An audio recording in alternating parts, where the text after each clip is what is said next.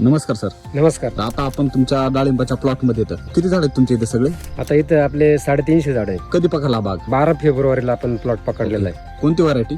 Sharad king आहे. तुम्ही यासाठी काय वापरले?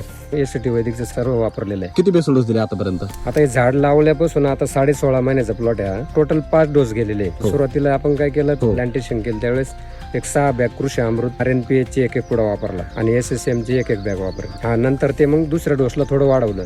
बरं. ज्यावेळेस आपल्याला पकडायचं हो त्यावेळेस आपण बेसल डोस सरासरी एक 14 गोण्या कृषी अमृत घेतलेले आहे. हो SSM 2 बॅग घेतल्या हो. आणि RNPH चे आपण 3 पुढे टाकलेले. किती क्षेत्र हे? हे 20 गुंठे. 20 गुंठे. म्हणजे तुम्ही शेड्यूल नुसार वापरले पूर्ण. हो. आता आपण बघतोय की तुमच्या झाडावर एवढा सगळा माल आहे. आणि त्याची साईज वगैरे चकाकी जर पाहिली तर खूप चांगली. याच्या मागचं कारण काय?